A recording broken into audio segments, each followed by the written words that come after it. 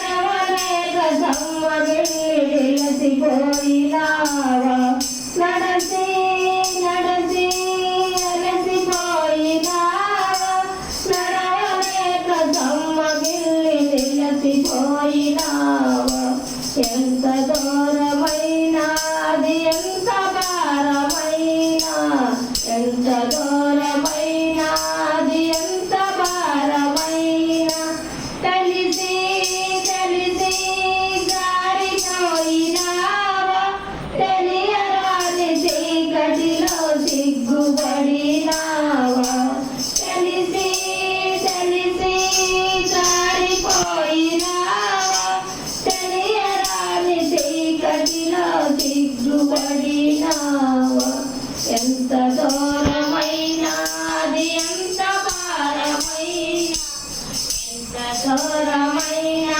అది ఎంత భారమైనా కలవరి గిరియను కాసిలువ మోసెను కలవరి గిరియను కాసిలువ మోసెను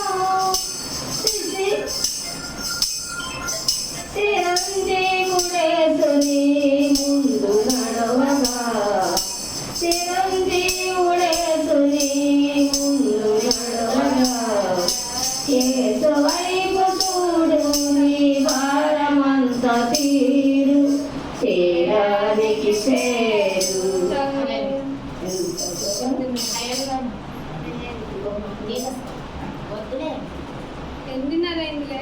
చాలు పల్లవించాను. ఖాళీ టైం ఉన్నప్పుడు పడుతుందండి. 8:30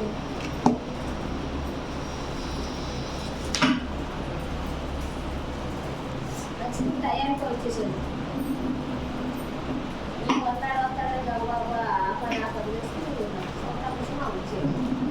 ప్రార్థన చేసుకున్నాము. అందరూ తలను ఉంచుకొని వాక్యం మనతో ఏం మాట్లాడతారో అని గ్రహించుకున్నాం. చాలా మందికి ఇటువంటి అవకాశం లేదు. దేవుడు మనకిచ్చిన కృపను బట్టి, మనకిచ్చిన ఆలోచనను బట్టి, మనకిచ్చిన సకల సదుపాయాలను బట్టి ఆయనని మనము స్తుతించటం కంటే ఆయన మాట వినుట శ్రేష్టం కనుక మన జీవితంలో ఏది ప్రాముఖ్యమో తెలుసుకునే వారుగా మనం ఉండాలి. సో మిమ్మల్ని మీరు పరీక్షించుకోండి, మిమ్మల్ని మీరు ఆలోచింప చేసుకోండి. ఘనత పొందాలి అనే కన్నా ఆయన మాట వినటం వల్ల వచ్చిన ఘనత చాలా అమూల్యమైనది. ప్రార్థన చేసుకుందాం. తండ్రి, మీకు ఎంతో వందనాలు, స్తోత్రాలు నాయన. మా జీవితంలో ఖరీదైన రోజును మరలా మాకు ప్రసాదించి నీ కొరకు బ్రతకాలని నీ ఆశను నెరవేర్చుకునే వారంగా ఇదిగో మీ వద్దకు వచ్చి ఉన్నాము నాయన. నేను మాట్లాడితే విని మమ్మల్ని మేము సరి చేసుకుంటాం. వాక్య ప్రకారంగా ప్రవర్తించడానికి మమ్మల్ని దిద్దుకుంటాం. అందుకే మాకు అవకాశం ఇచ్చారు, ఆయుష్యం ఇచ్చారు, ఊపిరి ఇచ్చారు, ఆహారం ఇచ్చారు, వస్త్రం ఇచ్చారు, గృహం ఇచ్చారు. ఇదిగో ఇక్కడ కూడుకోవడానికి రావటానికి కూడా మాకు నేను చక్కగా జీవితాన్ని ఇచ్చారు. ఇవన్నీ ఇచ్చినందుకు నేను కృతజ్ఞతగా నీ మాట విని మరింత జాగృతమై నేను నిన్ను ఘనపరుచుకుంటూ, నిన్ను స్థుతించుకుంటూ, నీ ఇష్ట ప్రకారంగా నడుచుకుంటూ, మా జీవితాలను మార్చుకుంటూ, ప్రతిదినము మమ్మల్ని మేము ఓర్పును నేర్చుకుంటూ, సహనం నేర్చుకుంటూ, దీర్ఘశాంతము చూపుతూ మా యాత్రను ముగించడానికి మాకు ఏ అవసరమో మీకు తెలుసు కనుక మా జీవితాన్ని మీ పాదాల చెంత ఉంచుతున్నాము. పరిశుద్ధాత్మదేవా, మీ సహాయాన్ని ఇవ్వండి. వింటున్న బిడ్డలు కేవలం విలువలు మాత్రంగా ఉంచుకండి నాయన. వాక్య ప్రకారంగా ప్రవర్తించడానికి వారికి మనసు ఇవ్వండి. యేసుక్రీస్తు వారికి పరిశుద్ధమైన నామంలో ఈ ప్రార్థనను అడిగి వెళ్తున్నాం తండ్రి, ఆమేన్. దేవుని నామం అందరికీ వందనములు. దేవుడు మిమ్మల్ని మనోనేత్రాలను తెరిచి ఆయన వాక్యం చేత మిమ్మల్ని ఆకర్షించి ఆ పరలోక రాజ్యం చేరుకోవడానికి మనకి కల్పించిన సదుపాయాలని వినియోగించుకుంటూ ఉన్నాం. సదుపాయాలు అనే మాట నేను ప్రయోగిస్తున్నాను అంటే చాలా చోట్ల వాక్యము చెప్పబడటం లేదు, చెప్పినా చెప్పనియటం లేదు. చెప్తున్నా మరి మనసులో గ్రహించుకునేవారు లేరు. ఎందుకంటే దేవుడి పేరుతో ఏవైతే జరగకూడదో అవన్నీ జరిగిపోతున్నాయి ఈ ప్రపంచంలో.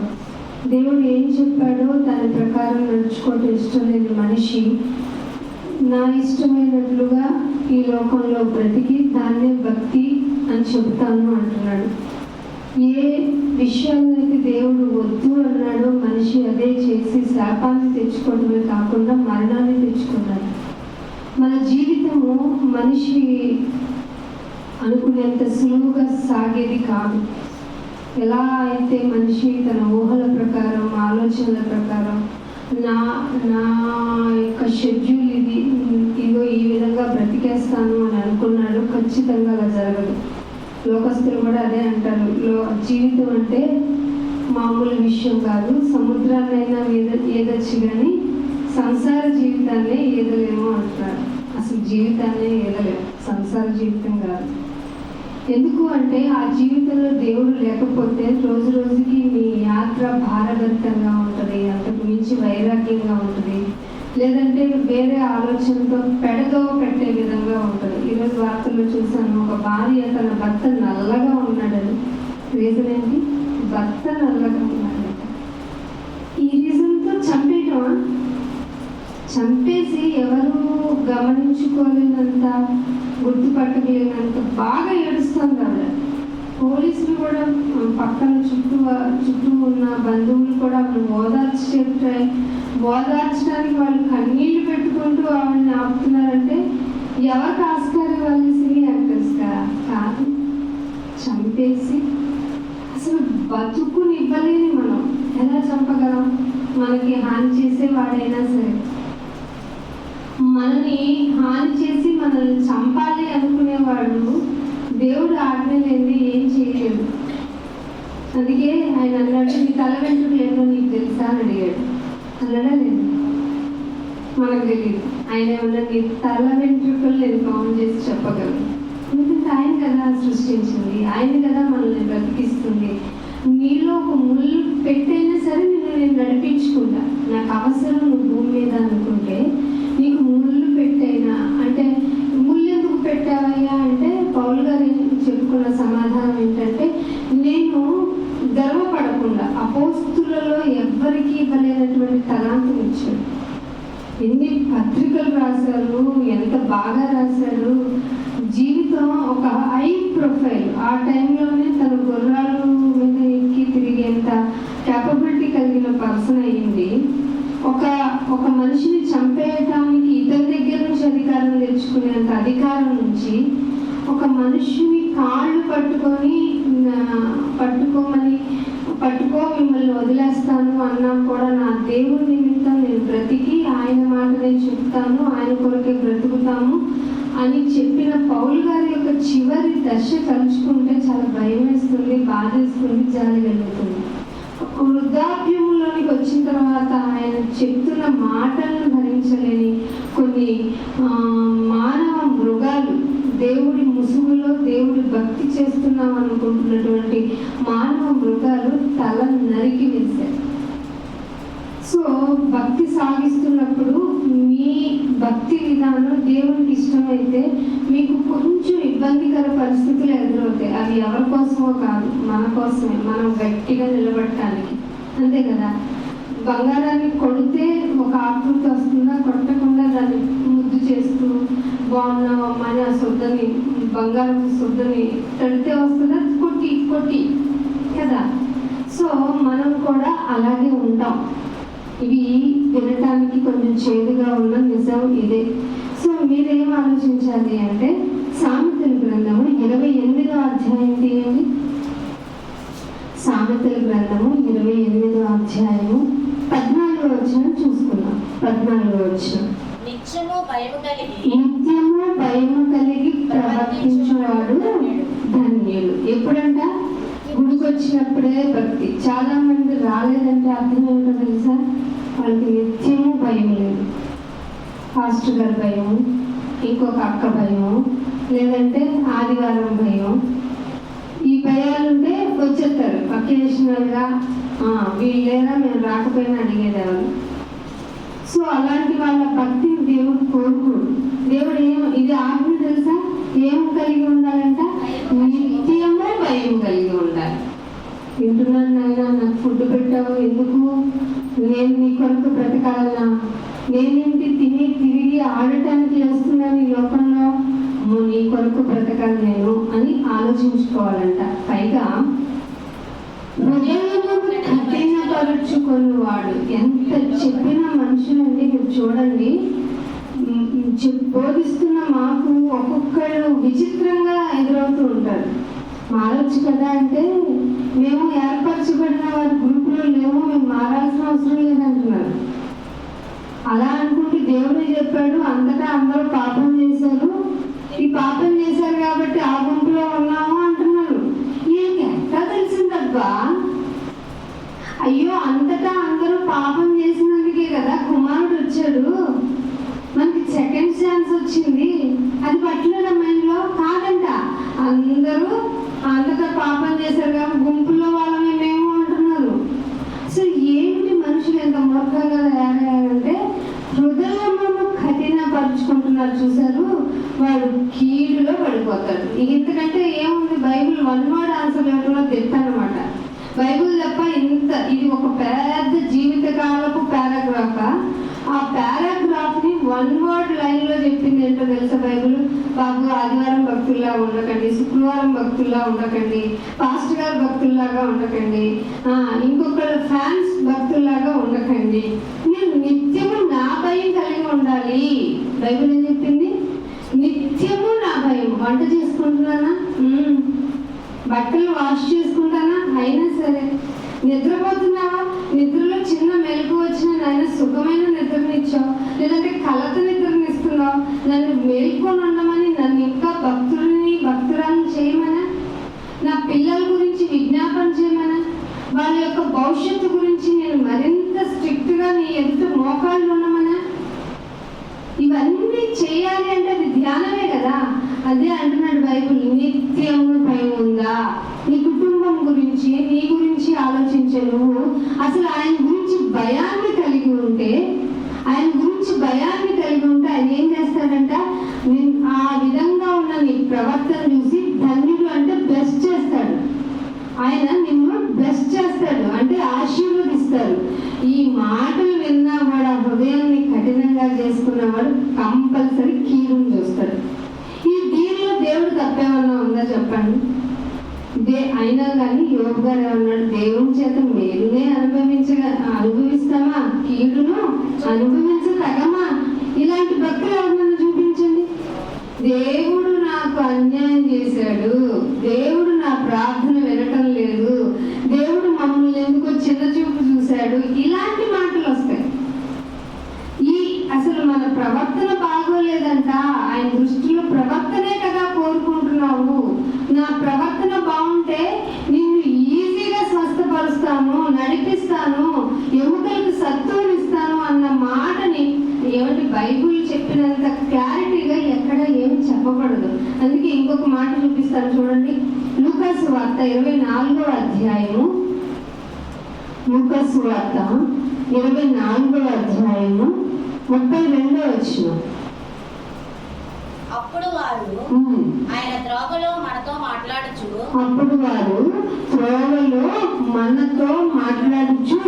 లేఖనములను మనకు బోధపరుచుచున్నప్పుడు, లేఖనాలు కనుక నీకు బోధించబడితే నీకు నిద్ర పట్టనే పట్టదు.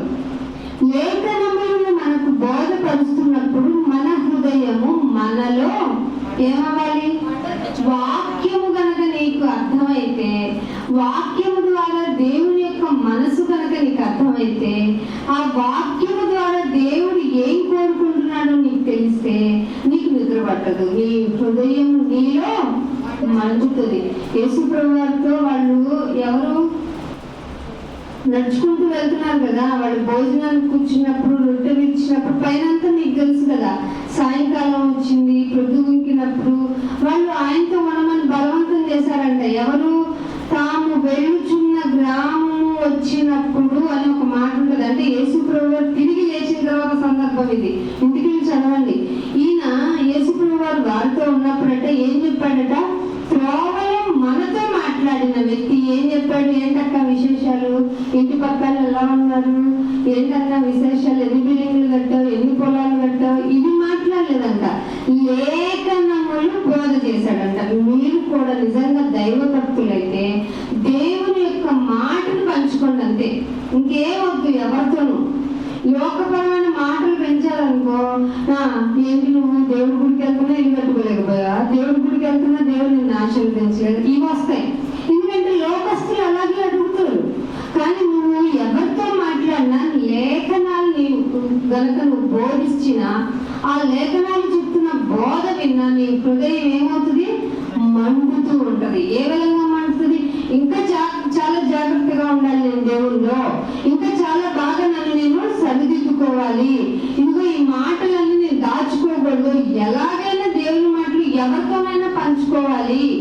నేను ఒక పెళ్లికి వెళ్ళాను, ఆ పెళ్లికి వెళ్ళినప్పుడు ఉన్నాయండి స్పెషల్ గా భోజనాలు, ఎంత బాగున్నాయి అనుకున్నారు. ఈ స్వీట్ తర్వాత ఇంకో స్వీట్ వేశారు, ఇంకో స్వీట్ వేశారు, హాట్ వేశారు, కట్లెట్ వేశారు, బిర్యానీ పెట్టారు, ఇంకేమో స్పెషల్ కర్రీస్ పెట్టారు. ఇలా ఎందుకు చెప్తున్నావు? వాళ్ళు ఏమైనా అడిగారా? అడగకపోయినా చెప్తాం మనం. ఎందుకని? మనం చెప్పాలి. ఆనందం, అనుభవించిన ఆనందం. నీకు గనక లేఖనాలు బోధింపబడుతున్నప్పుడు నీ హృదయం ఏమవ్వాలంట? మండుతూ ఉండాలంట.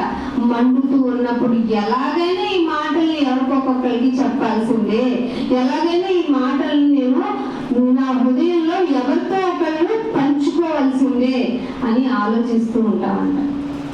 సో దేవుడి మాట నీకు బోధపడుతున్నప్పుడు నువ్వేం చేయాలో తెలుసా? నీ హృదయం మండిందనుకో, నీకు చెప్పబడిన వాక్యం నీకు చెప్పించిన వాడు కరెక్ట్ వేలో చెప్పారని.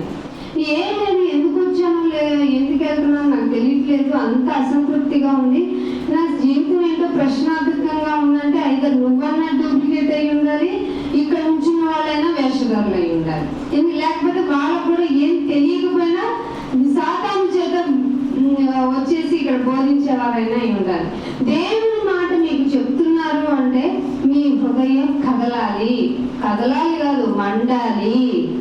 ఆ మండే విధానం ఎక్కడ ఉంటుంది? సంఘంలో ఉంటేనే మంటది. మీరు చూడండి, కట్టెల పొయ్యి మీద పెట్టినప్పుడు పుల్లని పక్కకు లాగి పెడతారు. ఎందుకు? అది ఆరిపోవాలని. అదే లోపలికి పెట్టి ఉంచితే దాంతో ఉన్న చిన్న నుప్పుతో అది రగులుకుంటూ మంచి మంటనిస్తూ ఉంటుంది. అందుకే వాక్యం చెబుతున్నప్పుడు, వాక్యం నీకు చెప్పే అవకాశాలు సంఘంలో ఉన్నప్పుడు నువ్వు మానేసుకున్నావు అనుకో, నువ్వు దీపాన్ని ఆర్పేసుకున్నట్టే, ఆత్మని ఆర్పేసుకున్నట్టే. దీపమే కదా, దీపం అంటే మన ఆత్మ. మన ఆత్మని ఆర్పేసుకున్నామంటే ఇక బతికినా చచ్చినట్లే. చాలా మంది మేము దేవుని కొరకు ఉంటాము అనుకునే వాళ్ళు ఎప్పుడైతే మీకు వాక్యం మీకు అవసరమైన సంఘపరంగా తెలిసినా రాలేదనుకోండి, వాళ్ళు ఏమైనారు? సొన్నం కొట్టిన సమాధులు. అర్థమవుతుందా మీకు? వాళ్ళని జాలిగా చుట్ట తప్ప ఏం చేయలేము. అందుకనే సామెతల గ్రంథం 4వ అధ్యాయంలో ఒక మాట చూపిస్తాను చూడండి. సామెతల గ్రంథము 4వ అధ్యాయము 23వ వచనం. నీ హృదయములో నుండి జీవధారలు ఏం బయలుదేరుతాయి? జీవము కలిగించే ధారలు బయలుదేరుతాయి. కాబట్టి అన్నిటికంటే ముఖ్యంగా ఏం భద్రం చేసుకోవాలి? హృదయాన్ని భద్రం చేసుకోవాలి. మనకేమో గోల్డ్ భద్రం చేసుకోవటం, డబ్బులు భద్రం చేసుకోవటం, దానికి బ్యాంకుల్లో దాద్దామా, ఇంకెక్కడన్నా చీటీలు వేసి దాద్దామా, ఎలా దాద్దాం? బంగారం దాయటం తెలుసు మనకి, అమూల్యమైన వస్తువులు దాయటం తెలుసు. కానీ దేవుడు ఏమన్నాడు తెలుసా? హృదయమును భద్రం చేసుకో. ఎందుకంటే దానిలోంచి ఏమొస్తాయంట? జీవధారలు. జీవించడానికి ఉపయోగపడే ధారలు నీ హృదయంలోనే ఉన్నాయి. లేఖనములు నీకు బోధించినప్పుడు నీ హృదయం మండి ఆ జీవధారలు బయటకు వస్తే ఇంకొక ఆత్మ గురించి నీకు ఆలోచన ఉందని, అది నీ కుటుంబంలో అవ్వచ్చు, నీ బజారులో అవ్వచ్చు, నీ వీధి అవ్వచ్చు, ఏ రోడ్ అవ్వచ్చు, ఊరు అవ్వచ్చు, ఏమి చెప్పలేం. మన హృదయంలో ఏం ఉండాలో అవి ఉండనప్పుడు హృదయం నుంచి ఏమొస్తాయంట? బైబిల్ అంటుంది అన్నిటికంటే ముఖ్యంగా ఈ దుస్తులు భద్రంగా దాచుకో, ఆస్తులు భద్రంగా పెట్టుకో, ఆస్తికి సంబంధించిన పట్టాలు జాగ్రత్తగా దాచుకో, ఆస్త డబ్బా బంగారమా ముత్యాల విలువైనవా అవి భద్రంగా దాచుకో అని చెప్పలేదు బైబిల్. నీ హృదయాన్ని భద్రంగా దాచుకో. దాచుకుంటున్నావా? హృదయం భద్రంగా ఉంటే మన జీవితం భద్రంగా ఉన్నట్టు. నీ దగ్గర డబ్బులు భద్రంగా దాచుకుంటే ఈ లోకపరంగా ఎంతో కొంత లోటు లేకుండా ఉండడం ఎంత నిజమో, నీ హృదయాన్ని కనుక భద్రం చేసుకొని ఉంటే, నీ హృదయాన్ని కనుక దేవుని యొక్క మాటలతో కనుక నింపుకొని ఉంటే నీ లైఫ్ కి గ్యారెంటీ. అర్థమైందా? నీ లైఫ్ గ్యారెంటీ లేదంటే అర్థం ఏంటంటే నీ హృదయాన్ని భద్రం చేసుకోలేదు. భద్రం చేసుకోవడం అంటే అల్లంతో కూడిన ఆటపాటల వైపు, మనుషుల యొక్క లోకపరమైనటువంటి ముస్లిం ముచ్చట్ల వైపు ధనాపేక్ష కలిగి ఉండటం, దురాశ కలిగి ఉండటం, లేకంటే అసూయ కలిగి ఉండటం.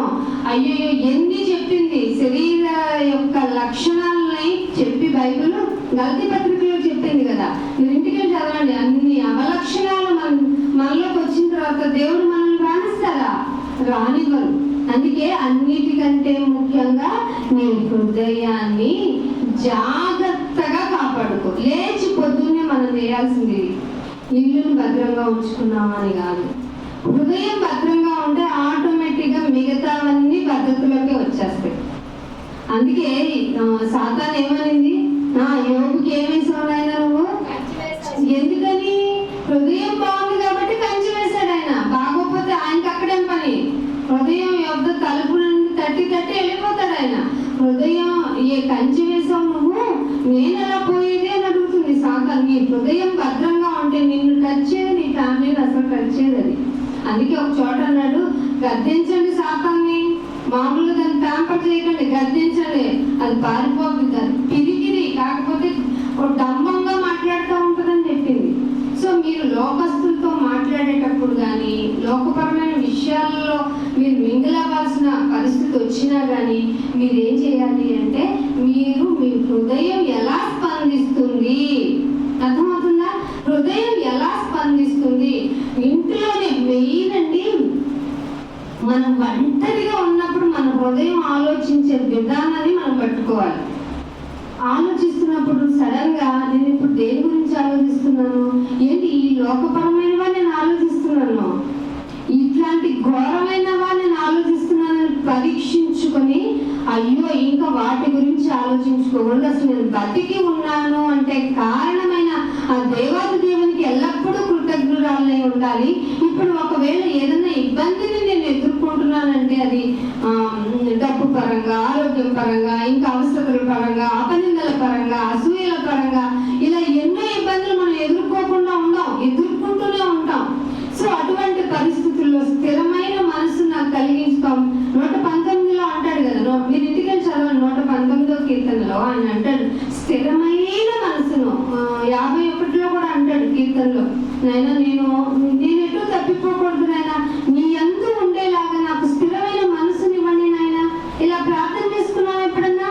చేసుకోం కాబట్టి కాసేపు ఇలా ఉండాలనిపిస్తుంది, కాసేపు అలా ఉండాలనిపిస్తుంది. సో మీ జీవితం బాగుండాలంటే ముందు మీ హృదయం బాగుండాలి. అందుకని యోహాను సువార్త 14వ అధ్యాయం చూడండి. యోహాను సువార్త 14వ అధ్యాయము 24వ వచనం చూద్దాం. యోహాను సువార్త, నన్ను ప్రేమింపని వాడు ఏమన్నాడు? అది మాటలు వినడానికి ఇష్టపడటం లేదనుకోండి, వాక్యం వినడానికి ఇష్టపడటం లేదనుకోండి, భజన చేస్తాము, మేము భజన చేస్తే మాకు సందడిగా ఉంటుంది, మిమ్మల్ని కూడా సందడి చేసేస్తాము అన్న వాళ్ళు ఉంటారు చూసావా? ఈ కోవకు చెందిన వాళ్ళే. బైబిల్ ఏమంటుందంటే, నన్ను ప్రేమింపని వాడు నా మాటలు గైకొనడు. అంటే వినడు, ఫస్ట్ వింటేనే కదా గైకొంటాడు. సో గైకొనడు. ఏంటి నేను ఇలా చెప్తావు, ఇలా ఉంది నా జీవితం, ఏంటి నేను అలా అన్నావు, నీ ఆశీర్వాదం ఎన్నిటికి ఆశీర్వాదం అన్నావు, నాకు చూస్తే కొంచెం స్ట్రగుల్ ఫేస్ చేస్తున్నాను ఏంటి నాయన, మరి నేనేంటి నాయన, నాకు నేను నమ్ముకుంటే దీర్ఘాయుష్మంతుడు అన్నా, పుట్టుకొని పోయే అనారోగ్య సమస్యలలో నేనున్నాను, ఏమిటి నాయన నీ పిల్లలు నా ఆశీర్వాదం పిల్లలు కనీసం నా మాట వినటం లేదు, ఏంటినైనా నా ఫ్యామిలీ మొత్తం చిన్న భిన్నం అయిపోయినట్టుగా కనిపిస్తుంది, పైకి మాత్రం మేమంతా భక్తుల్లాగా ఉన్నాము, కానీ తీరా చూస్తే ఇక్కడ ఏం జరగట్లేదంట అంటే నన్ను ప్రేమింపని వాడు నా మాట గైకొనడు. మీరు వినుచున్న మాట ఎందుకు మీరు వింటున్నారే? యేసుప్రభు తను ఎదుట ఉన్న వాళ్ళతో చెప్పారు, మీరు వింటున్నారు కదా, ఏదో ఇక్కడ కూర్చొని నేను వచ్చాను టైం పాస్కి అని చెప్తున్నాను అనుకోకండి. మీరు వింటున్న మాట నా మాట కాదు, నన్ను పంపిన తండ్రిదే. అంటే ఎంత జాగ్రత్తగా వినాలండి. అంటున్నాడు పైగా అసలు 25వ వచనంలో నేను మీతో ఉండగానే మాటలు మీతోనే చెప్పేశాను. యేసుప్రభు వాళ్ళ చేతులు గులుపుకేసుకున్నట్లేదు. ఇక్కడ నేను చెప్పాల్సినది చెప్పాను, నా మాట అయితే నేను చెప్పలేదు, తండ్రికి ఇష్టమైన మాటే చెప్పాను. అసలు తండ్రిని ప్రేమించిన వాడే కదా నా మాటలు గైకొనడు అంటున్నాడు. హృదయం కాపాడుకోలేని వాడు, హృదయాన్ని భద్రత చేసుకోలేని వాడు ఖచ్చితంగా ఆయన మాటల్ని గైకొనడు. ఆయన ఇచ్చిన నెమ్మదిని అనుభవించడు. తొందరపాటులో ఉంటది విషయం అంతా.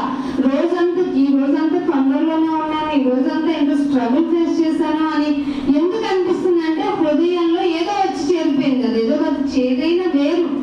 అందుకనే ఒక మాట మీకు చూపిస్తాను. అపోస్తుల కార్యము 16వ అధ్యాయము, అపోస్తుల కార్యము 16వ అధ్యాయం తీయండి, 14వ వచనం. అపోస్తుల కార్యము 16. ఎవరి గురించి చెప్తున్నాడండి? పౌలు గారు లూదియా గురించి. ఈవిడ ఒక బిజినెస్ ఉమెన్. ఏ బిజినెస్ అనుకుంటారు? ఆ రోజుల్లో కలర్ అంటే ఇప్పుడంటే పిచ్చి పిచ్చి కలర్స్ వస్తున్నాయి, రేడియన్ కలర్స్ వస్తున్నాయి.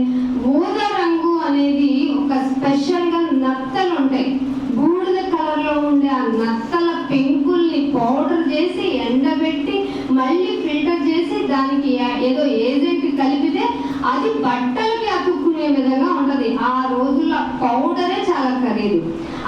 ఆ బిజినెస్ ఈ లూదియా చేస్తుందంట. చూడండి, బిజినెస్ ఉమెన్ ఎంత బిజీగా ఉండాలి మీరు చెప్పండి. ఊదా రంగు అంటే ముందు షెల్స్ నత్తల్ని తెచ్చుకోవాలి. అవి ఎక్కడ ఉంటాయి? మనకి ఫుడ్ గా ఉపయోగించుకునే కదా, అవి సముద్రపు అడుగులు ఉంటాయి. ఈ ఊదా రంగు తయారు చేయడానికి ఆ షెల్స్, ఆ నత్తల యొక్క పైన ఆ షెల్ ని ఏమంటారు తెలుగులో? షెల్, పెంకులు. ఆ పెంకుల్ని ముందు కలెక్ట్ చేసుకోవాలి. ఒక లేడీ, ఆవిడ వెళ్ళదే అనుకుందాం, ఒక వర్కర్ కి చెప్పాలి. ఒక వర్కర్ తో పని అవుద్దా? ఆ రోజుల్లో మరి పనాలు జరగడం కష్టం. అది లేడీ చెప్తే పనిచేసే వాళ్ళు ఉంటారా? అందుకే కదండి సంఘాల్లో ఏమంటారు మాట్లాడితే ఆడవాళ్ళు చెప్పకూడదండి. మరి మొదటిగా పునరుద్ధానం ఎవరు చెప్పారు? ఆవిడ అలా చెప్పేసింది అంతేనండి. మీరు 3వ యోహాను సువార్తలో సంఘాన్ని నడిపించిన అమ్మకు వందనాలు చెప్పారు యోహాన్ గారు. అమ్మ సంఘాన్ని నడిపించింది. ఏంటంటే కొన్ని విషయాలు తీసుకొస్తారు. పౌలు గారు చెప్పిన కొరింథీయులకు రాశాడు కదా, మరి మిగతా వాళ్ళకి ఎందుకు రాయలేదు? మిగతా సంఘాలకు ఎందుకు రాయలేదు పౌలు గారు? ఒక కొరింథీ సంఘంలోనే ఆడవాళ్ళు మాట్లాడకండి అని ఎందుకు చెప్పాడు? కొరింథీ వాళ్ళు వెరీ టిపికల్ పర్సనాలిటీస్, పైగా లేడీస్ మరీ రెబల్స్. అక్కడ పరిస్థితులు చాలా ఘోరంగా ఉన్నాయి కాబట్టి ఆ ప్రకారంగా ఉన్న సబ్జెక్ట్ ని, ఆ లెటర్ ని ఇక్కడ రాశాడు. ఇది యూస్ఫుల్ అయిన మాటే. సాధ్యమైనంత వరకు ఆడవాళ్ళు మాట్లాడేటప్పుడు కొన్ని గొడవలు పెరుగుతాయి తప్ప తరగవు. అది మనకున్న నైజం. మనకి అంటే చెప్పదు కదా, మరి ఆడాలమే కదా మనం కూడా. సో అలాంటి పరిస్థితుల్లో ఈవిడెవరంట? లూదియా. ఏం ముందు ఆవిడ ఇంట్రాక్షన్ చేస్తూనే దైవ భక్తి గల ఒక స్త్రీ. లూదియా అనగానే వాట్ ఈస్ మన గుర్తుకు రావాలి? దైవ భక్తి. ఒక బిజినెస్ ఉమెన్ ఇండివిజువల్ గా ఉంది, తన జీవితాన్ని తనే ఒంటరిగా లీడ్ చేస్తున్నట్టుగా, అంటే బిజినెస్ చేస్తూ కుటుంబానికి సపోర్టివ్ గా ఉన్న లూదియా నాకేంటి, నా పవర్ ఏంటి, నా బిజినెస్ ఏంటో అనలేదట. దైవ భక్తి గల స్త్రీ ఉందట. అయితే ఎక్కడికి వచ్చి వింటుందో తెలుసా మీకు? ఇలాగే ఈ సముద్రపు ఒడ్డు దగ్గరకు వచ్చి కొంతమంది స్త్రీ పురుషులు ప్రతిరోజు కలుసుకున్న పైన ఉంటది అన్నమాట. 13వ వచనం, విశ్రాంతి దినమున గవిని దాటి నదీ తీరమున విశ్రాంతి దినముల నదీ తీరం దగ్గర ఉన్న గవిని దగ్గరికి వెళ్ళి ప్రార్థన జరుగునని తెలుసుకుని పౌలు గారు అక్కడికి వెళ్ళారంట. అక్కడికి వెళ్ళారంటే ముందే ఎవరున్నారు అక్కడ? లూదియా గారు ఉన్నారు. అసలు ఆవిడకేం పని అక్కడ? ఇంకొక ఏదైనా డీల్ మాట్లాడుకోవచ్చు కదా, తన వ్యాపారం అప్గ్రేడ్ అవ్వాలి అంటే. చాలా మంది చూడండి, ఏంటమ్మా రాలేదు అన్నాం అనుకోండి, వాళ్ళు చెప్పి మెయిన్ పని ఉందని వెళ్ళానన్నా, కార్యం ఉందని వెళ్ళానన్నా, దినం అని వెళ్ళానన్నా, శుభకార్యం అని వెళ్ళానన్నా, సవర్తవంతులకి అంతేనా, సవర్తి అంతేనా, పెద్ద మనిషి అయిన పండుగకి వెళ్ళానన్నా, ఇంకేముంది చెప్పండి పండుగలు? ఇంకేముంటాయి? సెలవులు ఇచ్చారు కాబట్టి పిల్లలకి పోయానన్నా. వాక్యం అంతా ఎవరన్నా చెప్పండి, మనం పరీక్షించుకున్నాం. అమ్మో వాక్యం పోదండి, వాక్యంతో మమ్మల్ని మేము కాపాడుకోవాలంటే అమ్మగారి ముఖ్యం ఎందుకు అనుకుంటామా? రాక వస్తుంది పండగ, రాక కంటిన్యూగా సెలవులు వస్తాయి, వెళ్ళొద్దా? పోవద్దు అనిపిస్తుంది కదా కామన్ గా. సాక్రిఫైయింగ్ అనేది వాక్యాన్ని మనం మిస్ అవుతాను. అఫ్కోర్స్ ఇప్పుడు ఆన్లైన్లో వచ్చేసింది కాబట్టి ఎవరు మిస్ అవ్వరు. సమీపించి ఆరోగించడం శ్రేష్టం కదా మరి వాక్య ప్రకారం ఆలోచిస్తే. వాక్యం దేవుడు వచ్చి పిల్లలకి కొత్తమ్మ అంటే మీరు తరిచి బతిలాడి ఎలా పెట్టిస్తారు, ఎలా పెడతారు? ఆనమ్మా అని అలా పెడుతున్నాడు మనకు దేవుడు. నాకు కొద్దమ్మా, నేను తిన్నమ్మా అంటే నాన్న ఈ ముద్ద తినరా, ఈ శుక్రవారం మాట తినరా, నాన్న ఈ ఆదివారం మాట నాన్న ప్లీజ్ రారా. ఎంత ప్లీజింగ్ చేస్తున్నాడండి దేవుడు. అసలు వాళ్ళు ఈ విషయాల్ని వదులుకొని వెళ్తారు కదా, ఈ లోకాన్ని వదిలిపెట్టినట్టు ఈ రోజులు గుర్తొస్తాయండి. ఎంత అరేంజ్ చేయించానో తెలుసా, నేను ఎవరిని ప్రేరేపించి పంపించానో తెలుసా? పొద్దుస్తమాను పని చేసుకోవాలి పిల్లడు, ఆవిడ పిల్లలతో సమాయించుకోవాలి, ఆవిడకేమో ఒంట్లో ఒప్పుకుంటారు, పాపం ఆవిడని చెప్పలేము. ఇంకా ఆవిడ కదా వృద్ధాప్యంలోకి వచ్చింది. మరి నేనేమన్నా బలంగా ఉన్నానా? ఆంటీ ఏమన్నా ఉన్నారా? పొద్దు నుంచి బిజీ వాళ్ళని. ఎందుకు వచ్చాం? నా దేవుడు పని చెయ్యాలి, నా దేవుడి కొరకు ఉండాలి. సంఘంలో ఆదివారం కాదు అన్ని రోజులు ఆయన చూస్తారు, నన్ను గమనించుకుంటారు, నా ప్రవర్తన చూస్తారు. ఆయన వాక్యం ద్వారా నా హృదయం మండాలి, నా హృదయాన్ని భద్రం చేసుకోమన్నారు ఆయన. అందుకు కదా వెళ్ళాలి. నేను ఇంట్లో పడుకుంటే ఏముంది, నిద్ర పట్టదు, కలతగా ఉంటది నా జీవితం. అదే ఇప్పుడు వాక్యం వెళ్ళి తప్పని నిద్ర పడుతుంది. అందుకే నిద్ర కూర్చువాడు కూడా ఆయనే. ఆ మంచి తండ్రి ప్రేమను బూడిదల కోసం పన్నీరు చేస్తున్నారండి, అంటే ఉపయోగం లేకుండా. ఈ లూదియా గారంట ప్రతి విశ్రాంతి దినమున, అక్కడ అదే ఉంది, విశ్రాంతి దినమున గవిని దాటి నదీ తీరం. వీళ్ళకి మనకిలాగా క్లోజ్ ఏరియా లేదు, ఫ్యాన్స్ లేవు, ఇలా మైక్ సిస్టమ్ లేదు, కెమెరా లేదు. డే ఆఫ్టర్ అయినా వింటాంలే, ఒకవేళ మిస్ అయినా పర్లేదు అనుకోవడానికి. వాళ్ళకి ఏంటంటే ఓపెన్ ఏరియాలో, అది నదీ తీరం పక్కన ఏముంటాయి వసతులు చెప్పండి? అందుకే నేను అంటాను, ప్రతి చోట ప్రార్థన మనకి ఇచ్చిన సదుపాయాలు. ఒక సముద్రం పక్కన విషసర్పాలు రావా? లైటింగ్ ఏమైనా ఉంటుందా? ఆ రోజుల్లో లైటింగ్ ఎక్కడి నుంచి వస్తుంది అసలు కదా? అటువంటి పరిస్థితుల్లో బిజినెస్ చేసుకుంటున్న లూదియా ఎక్కడో విశ్రాంతి దినంలో ఈవినింగ్ టైం ప్రేయర్ జరుగుతుంది కాబట్టి వెళ్ళింది. ఆ విషయం ఎలా తెలిసిందంటే పౌలు గారు కనుక్కొని వెళ్ళారు కనుక. అప్పుడు ఆయన ఆకర్షించింది ఎవరు? లూదియా. ఏం చేస్తారమ్మా మీరు? నేను బోధారంగా అమ్ముకున్న బిజినెస్ ఉమనా మీరు దైవభక్తుందా? వెంటనే నా లెక్కల్లో లూదియాను దైవభక్తి గల విజయమ్మ రాయించుకోగలవా? లూదియా అనే బదులు లలితను రాయించుకోగలవా? సువార్తమ్మని రాయించుకోగలవా? ఇంకో మీ పేరు రాయించుకోగలవా? నా పేరు రాయించుకోగలవా? రాయించుకోవాలంటే హృదయం భద్రంగా ఉండాలి. అర్థమైందా? హృదయం భద్రంగా ఉండాలి. ఆయన చెప్పిన మాట మీద మన విశ్వాసం ఉండాలి. అయితే అప్పుడు లూదియా అందట ఉదారంగా పొడిని తుతైన పట్టవస్పురాలు. ప్రభు ఏం చేశాడు తెలుసా? ఆవిడ ఇంట్రెస్ట్ ని బట్టి తెరిచేశాడు. ఏం తెరిచాడు? నీకు అన్ని నీకు ఇలా వర్షంలాగా బంగారం కొరవుగాక అన్నాడా? హృదయాన్ని తెరిచాడు ఆయన. మీరేమడుగుతారు చెప్పనా? మాకు నిండా ఆశీర్వాదాలు తెలిసేది ఆయన. ఆకాశపు వాక్యం ఇప్పినట్టు ఇప్పాలి. ఎంత దురాశంగా ఆకాశ వాక్యం ఇప్పినట్టు. అసలు మీకు తెలియదు, ఏమి కలిగి ఉంటేనే మనం న్యాయపీఠం దగ్గర తక్కువ టైం పట్టింది మనకి. ఓ నీకు ఇది లేదు కదా, నువ్వేం చేయగలవులే, కానీ నా విషయంలో నమ్మకంగా ఉంది. అక్కడ ఉన్నాం కదా ప్రకటన 2:2లో నా సహనం విన్నావు, నా సహనంలో ఉన్నావు, ఓపికగా ఉన్నావు, నీ గురించి నీ స్థితిగతులు ఎరిగిన వాడిని. అది ఎందుకంటారు అంటే నీకు కొన్ని ఇవ్వకపోయినా నా గురించి వినటం నువ్వు మానలేదు. ఇప్పుడు సువార్తను అడగండి. ఇదివరకు ప్రార్థనకు రావడం ఈజీ. ఇప్పుడు చూడండి, ఒకటి తలాంత వచ్చింది, ప్రార్థనకు రావడం దూరమైంది. తెలుసా?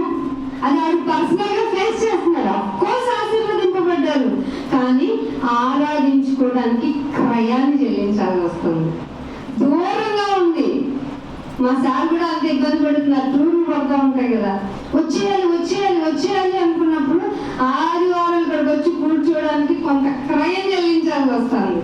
సమయాన్ని వినియోగించుకోండి అమ్మా. చెప్పండి మన వాళ్ళకి, ఒక రోజు మనం ఆరాధించుకున్నామంటే వెళ్ళలేని పరిస్థితి, రాలేని పరిస్థితి, కుదరలేని పరిస్థితులు ఖచ్చితంగా వచ్చి తీరుతాయి. అందుకే యెహోవా దొరుకు కాలమునందే అది వెతుక్కోవాలి ఆయన్ని. అందుకే అంటున్నాడు, తుదోరా పట్టణస్తురాలు ప్రభువు చేసిన పని ఏంటంటే ఆవిడ గుణాన్ని చూసి హృదయం తెచ్చేసాడంట. హృదయం తెరిస్తే ఆటోమేటిక్ ఏమవుతుంది? పౌలు చెప్పిన మాటలన్నీ వెళ్ళిపోతాయి. వెళ్ళిన వెంటనే ఆవిడ ఏం చేసిందంట?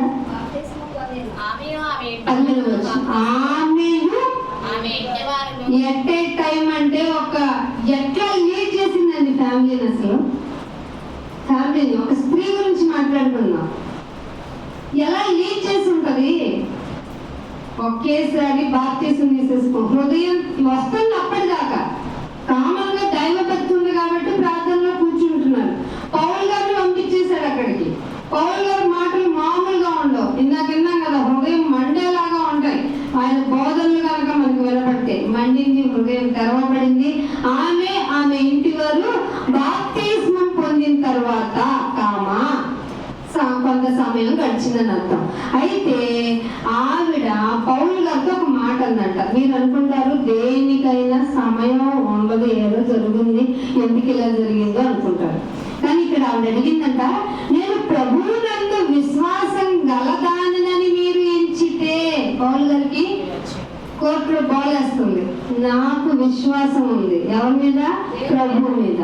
ప్రభు అంటే చనిపోయి తిరిగి లేచిన యేసుక్రీస్తు వారు. పైగా ఆవిడ యూదురాలు కదా. మేబీ ఐ థింక్ సో, నేను దీన్ని కన్ఫర్మ్ చేస్తాను యూదురాలా కాదా అని. ఆవిడ ఎందుకంటే ప్రభు అని అంది అంటే ఖచ్చితంగా రక్షకుడని ఒప్పుకున్నట్టే ఆవిడ. అందుకని దేవుని మీద నాకు ప్రభువునందు విశ్వాసము కలదానని మీరు ఎంచితే నా ఇంటికి వచ్చి ఉండుడని వేడుకుందంట. అంటే చాలాసార్లు వాళ్ళు వెళ్ళలేదా? వేడుకొని రండి బాబు, ఈ వారం అయినా బాబు రండి ఒకసారి, ఇదిగో నేను లాస్ట్ అడుగుతున్నా, నిజంగా నాకు నా దేవుని మీద నమ్మకం ఉందని మీరు నిజంగా నమ్మితే మా ఇంటికి రండి నాయన అంటే వచ్చేస్తాం నీ చందా ఇస్తావా, రూపాయి ఇస్తావా? అసలు పౌలు గారు ఎక్కడ మీకు ఇష్టమైతే ఇవ్వండి అన్నాడు, కానీ నేను వస్తున్నాను నాకు కానుక రెడీ చేయిందని ఎక్కడ చెప్పాలి. కానీ అక్కడ రావటం వల్ల ఒక పెద్ద మెరాకిల్ జరిగింది చూడండి. వేడుకొని మమ్మల్ని బలవంతం చేశాను. ఈయనకున్న ఇంకో లక్షణం ఏంటో తెలుసా? దైవ వాక్యం కరెక్ట్ గా చెప్పిన పౌలు గారిని తన ఇంటికి ఆహ్వానించడంలో విసుగు చెందల, వేడుకుంది, బలవంతం చేసింది. అప్పుడు ఏం జరిగిందంట? మేము ప్రార్థనా స్థలమునకు వెళ్ళుచుండగా, అంటే ఆ వేలో వెళ్తున్నప్పుడు, వాళ్ళ ప్రార్థనా స్థలానికి వెళ్తున్నప్పుడు పుతోను అని దెయ్యము పట్టినదే. ఇక్కడ మనకు డౌట్ వస్తుంది, పుతోను అని దెయ్యం పట్టిందండి, మనుషులకు దెయ్యాలు పడతారా? అవునమ్మా పడతారు, ఆయనతో తీసేస్తాము అని అంటారా? వాళ్ళ నెంబర్ని నమ్మకండి. ఈ దెయ్యం పట్టడము అంటే సాతాను వేసిన ఒక మాయాజాలం. మనిషి మైండ్ను పట్టుకొని తను కొంచెం నేను దైవాధీనం కలిగిన శక్తులు గలదానని అని కొంతమంది బలహీనుల్ని ఏర్పరచుకొని జగన్నాథ సూత్రధారిగా ప్లే చేస్తున్న విధానమే. దెయ్యము అంటే బలహీనపరిచేది, దెయ్యము అంటే కఠినపరిచేది, దెయ్యము అంటే నిన్ను నువ్వు హాని చేసుకునేలాగా చేసేది, దెయ్యము అంటే నిన్ను ఏ విషయంలో దేవుని మాటకు లోబడనివ్వనిది. అది దెయ్యం అంటే. కానీ దెయ్యం నీకు ఎలా చెప్పి, నేను కాదు దొంగని, దొంగ అంటే ఎలా ఉంటారో చెప్పనా అంటే దెయ్యం అంటే ఎలా ఉంటుంది చెప్పనా, తెల్ల చెట్టు పెట్టుకుంటుంది, ఆ చెట్టు మీదే ఉంటది, ఆ సమాధుల దగ్గరే ఉంటది, ఇలా ఉంటది, ఆడవాళ్ళే దెయ్యాలు అవుతారు, మగవాళ్ళు దెయ్యాలు కాదు తెలుసా అని ప్రపంచాన్ని మొత్తాన్ని అబద్ధంలో ముంచివేసింది. అందుకే దాని పేరు అబద్ధికుడు. అబద్ధికులకు జనకుడు వాడు. సో ఈ మాయాజాలంలో ఉన్న ఈ బుద్ధను దెయ్యము పట్టినదే ఎవరి దగ్గర చేరిందో తెలుసా? సోద చెప్పుట చేత తన యజమానులకి ప్రాఫిట్ తెచ్చి పెడుతుందండి. చిన్నపిల్ల ప్రాఫిట్ అంటే లాభం. మీకు ఇది అమ్మా నా డబ్బులు పోయింది, మరి నా ఇంట్లో నా భర్త మాట వినట్లేదు, నా పిల్లలు మాట వినట్లేదు, ఏమై ఉంటుందమ్మా అంటే చిన్నప్పుడు వాళ్ళకి ఒక స్లోగన్ ఉండదు, సోది చెప్తానమ్మా సోది. అని చెప్తేది నిజంగా సోదే, నమ్మకండి. అది ఏం చెప్పారంటే యజమానులకు బహులాభము సంపాదించున్న ఒక చిన్నది మాకు ఎదురుగా వచ్చింది అని చెప్తున్నారు పౌలు గారు. వెళ్తుందేమో ఈవిడ పిలిచిన ఆహ్వానాన్ని మన్నించి ప్రార్థనా స్థలానికి వెళ్తుంటే వీళ్ళకి ఎదురైన ఇన్సిడెంట్ ఏంటంటే ఆ పిల్ల పుతోను అనే పిల్ల సోద చెప్పే వాళ్ళ ఓనర్స్ కి ప్రాఫిట్ తెచ్చి పెడుతుంది అని చెప్పి ఆవిడంట ఆమె పౌలును అండ్ కో మెంబర్స్ ని వెంబడించి ఈ మనుష్యులు సర్వోన్నతుడైన దేవుని దాసులు, దెయ్యములు కూడా ఆయన మాట విని వణుకుచున్నవి. ఇది నిజమని చెప్పాడు పౌలు గారు. అది ఏం చెప్పిందంట పౌలు గారు మీరు ఈ మనుషులైన మీరు ఎవరో నాకు తెలుసు. ఎవరు మీరు? సర్వోన్నతుడైన దేవుని పెట్టాలని నాకు తెలుసు, సర్వోత్తముడైన దేవునికి మీరు పరిచారకులని మాకు తెలుసు, మీరు ప్రచురింపవచ్చారని తెలుసు అని కేకలు వేస్తుందంట. ఇది మనుషులుగా చెప్పాలి, దెయ్యం ఎందుకు చెప్పింది? అసలు వాళ్ళని చూసి ఈ మాట ఎందుకు చెప్పింది? ఇలాగా అనేక దినాలు, ఒక రోజు కాదు 2 రోజులు కాదు, ఏంటి అనేక దినాలు 18వ వచనంలో చెప్తే పౌలు గారికి బాధ వేసిందంట. వ్యాకులం అంటే బాధకు మించినది. వ్యాకుల పడి వెంటనే ఆవిడ వైపు, దాని వైపు అంటే చిన్నపిల్ల కాదు కాబట్టి అలా అన్నాడు ఆయన. దాని వైపు తిరిగి అసలు ఈమెను వదిలిపోతావా లేదా? ఏమన్నాడు? వదిలిపోతావా లేదా? అసలు పిలిచింది లూదియమ్మ, విముక్తి ఎవరికి వచ్చింది చెప్పండి? పిలిచింది లూదియా, తన ఇంటికి రమ్మని. అందుకే నేను ఎప్పుడు చెప్తున్నా, మీరు సంఘము యొక్క సువార్తని మీ ఇళ్ళకి తీసుకెళ్ళండి. ఇలాంటి పిల్లలు లోకపరమైన బానిస సంఖ్యలతో ఉంటారు. వాక్యం అవసరం. యేసు ప్రభువారు ఎలా అయితే మాటలు నేను నా యొద్ద నుండి తెచ్చుకోలేదు, నా తండ్రి చెప్పిందే మీకు చెప్తున్నాను, వింటే వినండి, మీరు దేవుణ్ణి ప్రేమిస్తే నా మాటలు గైకోండి అని చెప్పిన మాట ఫాలో అయిన పౌలు గారు పిలిచింది లూదియా వాళ్ళ ఇంటికి. ఆ ప్రార్థనా స్థలానికి వెళ్తుంటే ఎంటర్ అయింది ఎవరు? ఈ చిన్నదాని పేరేంటి? ఈ చిన్నదాని పేరేంటి? పుతోను అనేటువంటి చిన్నది. ఆ చిన్నదానిలో ఉన్న దెయ్యం ఏం చెప్పిందంటే సర్వోన్నతుడైన దేవుని కుమారుడు, నువ్వు దేవుని పరిచారకుడివి అని చెప్తూ ఉంటే వ్యాకుల పడ్డాడు పౌలు గారు. పడి ఏం చెప్పాడంట? ఈ చిన్నదాన్ని వదిలిపెట్టి పో అని యేసుక్రీస్తు నామమున నీకు చెప్తున్నాను అన్నాడు. వెంటనే అది ఆమెను వదిలిపోయింది. ఒక విముక్తి వచ్చింది. లూదియా పిలిస్తే ఒక విముక్తి వచ్చింది. దీనివల్ల సైడ్ ఎఫెక్ట్ ఏమైందంటే యజమానులు ఉన్నారు కదా, ప్రాఫిట్ తెచ్చుకునే యజమానులు అందరూ కలిసి తమ లాభ సాధనం పోయింది. ఇప్పుడు సువార్త గురించి కానీ దేవుని మాట గురించి కానీ చెబుతుంటే భయపడుతున్న వాళ్ళ సంఖ్య ఎందుకు పెరుగుతుందంటే వాళ్ళు నమ్మకం ఇది, మన నమ్మకం ఇది అని చెప్పడానికి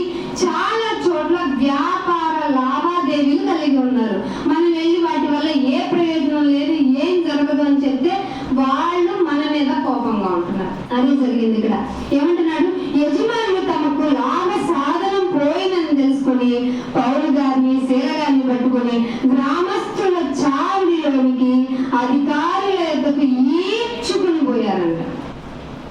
మామూలుగా దేవుని ప్రార్థన, దేవుని వాక్యం కోసం వెళ్ళే వాళ్ళ పరిస్థితులు ఏమో తెలుసా? ఇది ఎందుకు జరిగింది అనుకుంటున్నారు?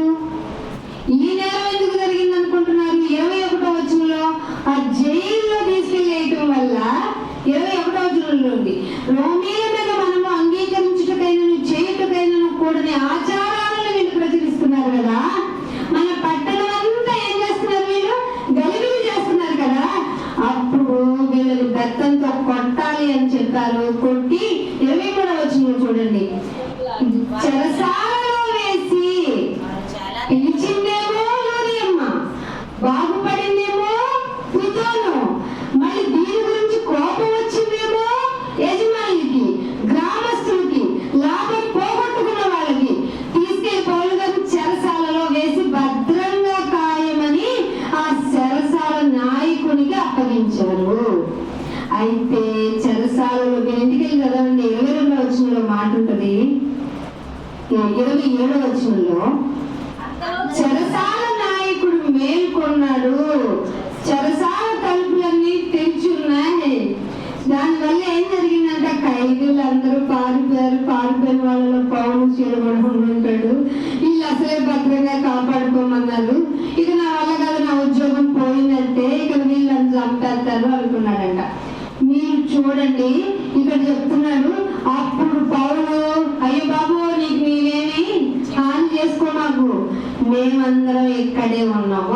ఒక నిజ క్రైస్తవుడు యొక్క నిజాయితీ ఇంకొక ఆత్మని కాపాడుతుంది. అందుకే మీరు ఎప్పుడు నిజాయితీగానే ఉండాలి. మీ ప్రవర్తన ఎప్పుడు బాగుండాలి. ఎప్పుడు ఎవరు ఎలా మారుతారో తెలియదు. మీ ప్రవర్తనే వాళ్ళకి ఎగ్జాంపుల్. మేము ఇక్కడే ఉన్నామంటే దీపం లోపలికి వచ్చి, ఎప్పుడు 29వ వచనం, దీపం తెమ్మని చెప్పి లోపలికి వచ్చి నూనె కూర్చు పౌలుకు ఎవరైనా ఖైదీకి చెరసాల నాయకుడు సాగిపడతారండి. కానీ ఇక్కడ పడ్డాడు. ఎందుకంటే వాళ్ళలో ఉన్న హానెస్టీని చూసి ఏమంట, వణుకుచు పౌలుకు శీలకు సాగిల పడింది. వెంటనే 30వ వచనం చూడండి, 30వ వచనం చదవండి. వారిని ఆ చెరసాల నాయకుడు వెలుపలికి తీసుకొని వచ్చంట. అయ్యారా, రక్షణ పొందుటకు నేనేం చేయాలి? ఎక్కడి నుంచి అక్కడికి వెళ్ళిందండి? ఎక్కడ లూదియమ్మ నా ఇంటికి రాలింది? ఎక్కడ చిన్నది విమోచింపబడింది? దాని ద్వారా చెరసాలకు వెళ్ళటం ఏంటి? చెరసాలలో ఉన్న నాయకుడు మారు మనసు పొంది రక్షణ పొందడానికి నేనేం చేయాలి అని అడగటం ఏంటి? దీనికి అంతటికి కారణం ఎవరు? లూదియమ్మ. దానికి ఏమిటి కారణం? నా ఇంటికి వస్తావా రావా వేడుకొని బ్రతిమలాడు. ఆత్మల రక్షణ భారం కలిగి ఉంటే మీరు కూడా ఒక లూదియనే. మీరు దేవుని సువార్తను ప్రకటించడానికి కొన్ని ఆత్మలకు మీరే కారణం. నేను చదివినప్పుడు ఏముంది, రోజు రొటీన్నే అంది, కానీ దేవుని ఆత్మ తలంపునివ్వగానే షాక్ అయిపోయాను నేను. లూదియమ్మ ఇలా చెప్పిందా? వేడుకోవాల్సిన అవసరం బాబు వస్తారా, ఒకరు చూసుకుని రండి అని వెళ్ళిపోవచ్చు కదా. బతిమలాడటం ఏంటి? పైగా సవాల్ చేసి నిజంగా నాకు దేవుని మీద విశ్వాసం ఉంది అని మీరు నమ్మితే నా ఇంటికి రండి. ఎంత మంచి లూదియమ్మ. ఆవిడ ఏమన్నా అమ్మాయికి వల్ల బిజినెస్ ఉన్నాం కదా, అందువల్ల ఎన్నో సంవత్సరాలుగా బాధపడి దెయ్యంతో సోది చెప్పించుకుంటున్న వారి ఆ చిన్నది కదా, అమ్మ నువ్వు ఇలా చేయకూడదు, దైవం నువ్వు యొక్క నీతులు నేర్చుకోని చెప్పకుండా ఆ బిడ్డ ద్వారా వీలేం తీసుకున్నారంట, గొప్ప లాభం సంపాదించుకుంటున్నారంట.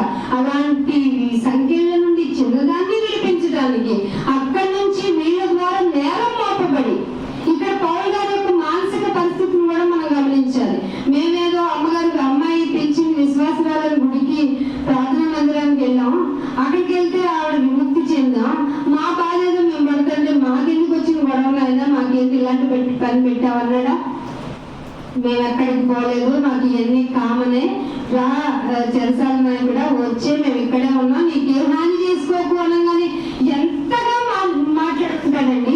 ఒక సందర్భంలో ఒక లైవ్ లో రాయించాడు పౌలు గారి యొక్క కాన్వర్జేషన్. ఆ మాట విన్న ఆ చెరసాల నాయకుడు ఇమ్మీడియట్ గా వచ్చి 30 వచ్చి ఏమంటున్నాడు, అసలు నేను రక్షణ పొందడానికి ఏం చేయాలని అడుగుతానేంటి? సో మీరు కూడా మారండి. నిర్ణయం తీసుకోండి, మీ వాళ్ళకి చెప్పండి. కానీ చాలా కష్టం అవుతుంది. మన దేవుని మాటను చెప్పించాలంటే నిజంగా ఇక్కడ కూడుకున్న వాళ్ళకి తెలుసు. ఆవిడకేమో ప్లేసింగ్ కి సదుపాయం లేదు, ఆవిడకేమో సపోర్ట్ చేయదు, ఆవిడకేమో ఆరోగ్యం సహకరించదు, ఈవిడికేమో కండిషన్స్ అప్లై అంటారు రావాలి అంటే. నాకైతే ఎక్కడా లేదు, సొంత దగ్గర కూడా లేదు. వాక్యం చెప్పడానికి కొన్ని సంవత్సరాలు దేవుడికి చెప్పుకోము. దేవుడు మనకు పని అప్పుడు చెప్పాడు. దేవుని పని చేసావా, వెళ్ళిపోయావా? నువ్వు అలాగా బ్రతకడానికి ప్రయత్నించండి. మీ భక్తిని పరీక్షించుకునే విధానంలో మీ హృదయాన్ని కాపాడుకోండి. ఇంత ధన్యత దేవుడు మీకు దయచేయాలని కోరుకుంటూ నా మాటలు ముగిస్తున్నాను. ప్రార్థన చేసుకున్నాం. తండ్రి, మా జీవితంలో ఎలాంటిదో మాకు తెలియచేశారు. మీ మాటలు తీసుకుని బయటకు వెళ్తే మారవలసిన ఆత్మలు ఉన్నాయి, అందుకు హృదయాన్ని కారణమని మాకు గుర్తు చేశారు ప్రభా. మంచి దైవభక్తి కలిగిందే, మాలాగా విని కూర్చోలేదు నాయన తనయ్య విన్న మాటల ద్వారా హృదయం తెరుచుకొని తండ్రి పౌలు గారిని తన కుటుంబాలలో వారి అందరితో కలిపి ఆహ్వానించి నిన్ను అంగీకరించుకొని తన ఇంటికి తీసుకువెళ్తే ఇంకొక చిన్న బిడ్డ మారటానికి కారణమైంది. అక్కడి నుంచి చెరసాల నాయకుడే మారటానికి కారణమైంది. నిజమేనాయన, నీ సువార్తను నాయన మేము ముందుకు తీసుకువెళ్ళాలి. మాకు ఇన్స్పిరేషన్గా నాయన లూదియా నుంచి నాకు స్తోత్రం. మరింత విఘ్నత కలిగి నీ మాటను మేము మోసుకొని వెళ్తాం. మా కంఠంలో ఊపిరి ఉన్నంత వరకు నాయన నీ గురించి ప్రకటిస్తూ, నీ గురించి మాట్లాడుతూ, ఈ లోపు మా హృదయాన్ని భద్రం చేసుకుంటూ అనేక మందికి వెలుగుగా మేము ఉన్నట్టుకు మమ్మల్ని సిద్ధపరచమని ఇదిగో తీసుకొని వచ్చిన ప్రతి ఒక్క బిడ్డను దీవించండి, ఆశీర్వదించండి. వారి హృదయాలను భద్రం చేసుకొని నీ కొరకు నిలబడటానికి సహాయం చేయండి. వారి మనో అభిష్టములు, వారి అవసరములనైనా ఇది మీకు మాత్రమే తెలుసు కనుక నేను ఈ లోక యాత్రలో మాకు ఏది అవసరమో ఆ తగు మాత్రమే మాకు అందించి ఇచ్చిన దాన్ని బట్టి మేము స్తోత్రం చెల్లించుకుంటూ, ఇవ్వని దాన్ని బట్టి కూడా మరింతగా నీకు స్తుతులు చెల్లించుకుంటూ, నీ చిత్తమైతేనే మాకు చేయమని అడిగేటువంటి విఘ్నతను మేము తెలుసుకుంటూ ఆయన మా జీవిత యాత్రను కొనసాగించడానికి మమ్మల్ని అందరినీ సిద్ధపరచమని యేసుక్రీస్తు వారి పరిశుద్ధమైన నామమున ఈ ప్రార్థనను అడిగి వేడుకుంటున్నాం మా పరమ తండ్రి. Amen. Thank you all of you. God bless you all. ఇక్కడితో ఈ మా సభ ముగించబడింది.